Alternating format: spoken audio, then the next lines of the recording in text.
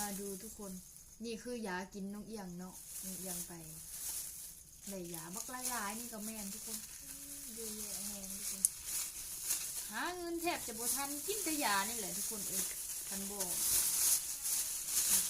มีหลายแหงดูทุกคนเอียงบ่ได้มาเจ้าขายเด้อ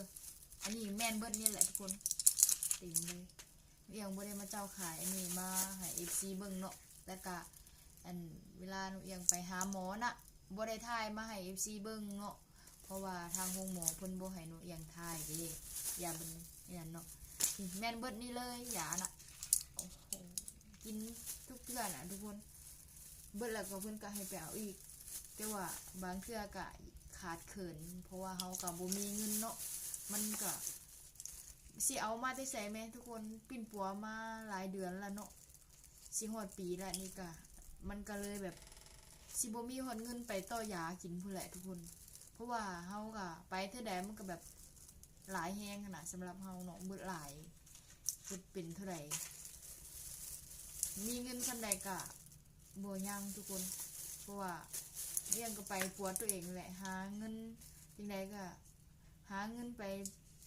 อันซื้อยากินไปหาหมอพี่น้องไปกวดสุขภาพเพราะว่าอันมันบ่ดีเด้ทุกคนภายในเฮามันบ่ดีเนาะ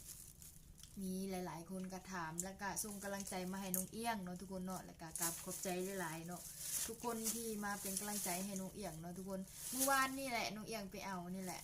ไปเอามาวานนี้เนาะค่ะแล้วก็มื้อนี้ก็ไปซักยาอีก2 เข็มแล้วก็ได้ยามากินแน่นอนทุกคนเนี่ยนี่คือยากินน้องเอี้ยงเนาะปวดหลายดีเบิดนี้เบิดหลายเติบเลยทุกคน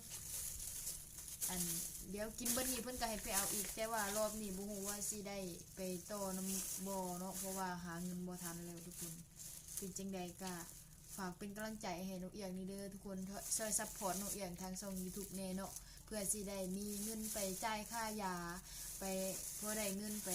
ซื้อยากินแล้วก็ใช้จ่ายเนาะตอนนี้แบบบ่มีนะทุกคนเบิดคักขนาด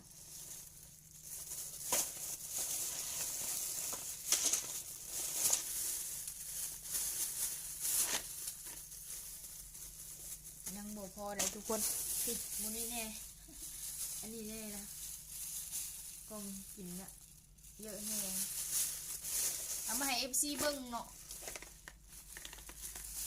มี FC หลายคนที่ถามกันเข้ามานะว่าเป็นจังใดก็ติดตามอาการแล้วก็ไปกวดคืนกินยากวดคืนไปสินะทุกคนก็ขอบคุณมากๆเลยนะคะที่กดติดตามกด Subscribe ส่งกำลังใจให้หนูเอียงนะ